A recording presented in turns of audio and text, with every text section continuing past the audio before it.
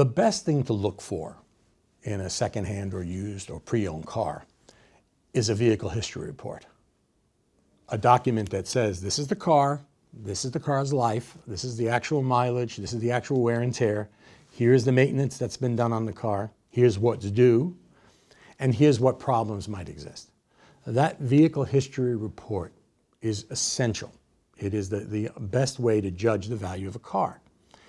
When some brokers, middlemen, and other dealers are under no obligation to reveal the history of the product, and in some cases don't want to tell you where the car came from or what features the car has.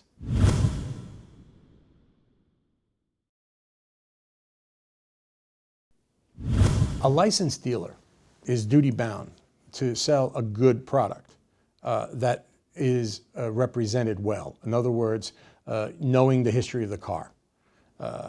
In the case of a new car dealer, you can only buy a new car from a new car dealer. In the case of a used car, or the car is more likely to be sold by brokers on the street or by middlemen or even a brother-in-law, we would be duty-bound to supply a vehicle history report that shows you where the car has been, if it has any major repairs, been in an accident, been in a flood or a storm, so that you're buying with confidence. So the design of the law is to protect the consumer. And as a licensed dealer, we have to be licensed by the Department of Motor Vehicles and the Department of Consumer Affairs. So both the car, the vehicle, is assured of being quality, and that the arrangements in the deal, the financing, is under the auspices of Consumer Affairs. And every day, we have to make sure that we comply with the law.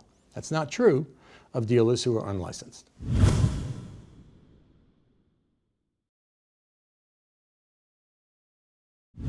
Unfortunately, there's a lot of practices in the car business which unscrupulous dealers or non-licensed dealers or people who do not have to answer to the state can come up with. The most obvious are sometimes they can roll back the odometer. And in this instance, the car may appear to be newer because it has less mileage on it, when in fact it's actually older. The disclosure of the history of a car. We recently had Hurricane Sandy, and between 180 and 300,000 cars were effectively destroyed during Hurricane Sandy. Many of those cars have found themselves on the streets of New York being sold as they've been cosmetically fixed, but the actual car is damaged. It may have mold, it may have water damage, it may have engine damage, but the buyer's unaware of that. It looks good. They polished it up. It looks great. A licensed dealer could not sell that car. Many cars are sold for parts in the business, but again, some people take that car that's only really good for parts and sell it as a used car for someone to operate. All of these things can happen in a world where there's no license, where there's no state looking at the deal or looking at the car and ensuring the quality of the car and the value of the deal. Well, a flooded car could have, first of all, it could have mold, which is not a healthy situation. They can use the spray and freshener to get the smell out while you're buying the car, but the mold is still under the floor, under the carpeting, in the upholstery. This rubber seals on a car. The engine itself may have gotten water and may be on the verge of some major mechanical repairs. And then it depends on the type of water. Salt water is very corrosive to the chassis and the frame of the car. And if it really got in there, the car could literally erode much faster than normal wear and tear.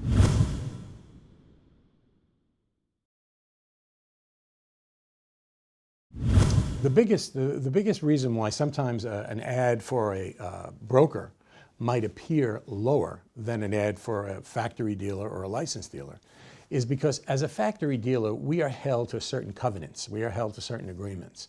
For example, we cannot advertise a super low price on a car, which would not be in keeping with the factory. A broker is under no such requirement. We can sell the car for cheaper.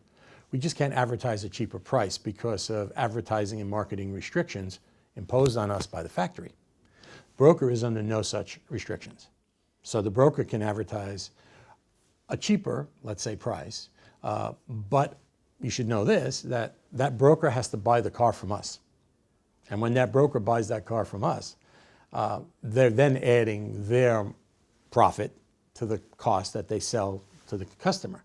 If the customer came right to us, there wouldn't be that middleman profit. We can't advertise that price because of advertising and marketing restrictions for the factory, but we can sell it for a lot less. For example, we had a lady come in and she bought a car for $1,000 less than what we advertised the price for. And she thought she got a good deal. And if you stop there, she did get a good deal.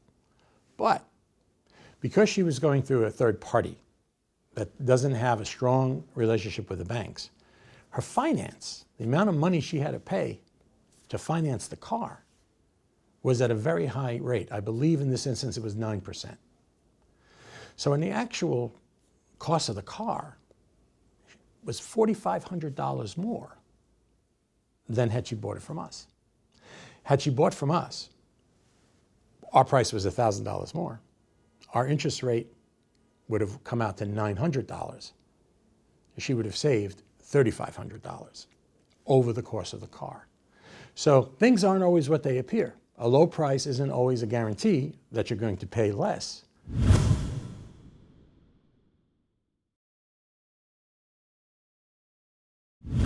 Well, unfortunately, there are some practices in the industry where, in some cases, they'll misrepresent the mileage on a car by what we call rolling back the odometer, which is the part of the car that tells you, how far the car has been driven.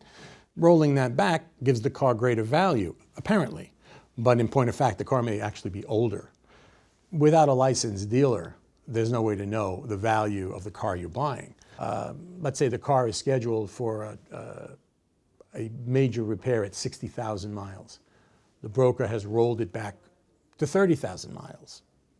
The car actually is at 58,000 miles. So in a couple of months, you're going to be hit with a very expensive repair, which if you don't have a warranty that we would offer, if you're on your own, is going to be very expensive for you to fix the car. You wouldn't know that without a vehicle history report.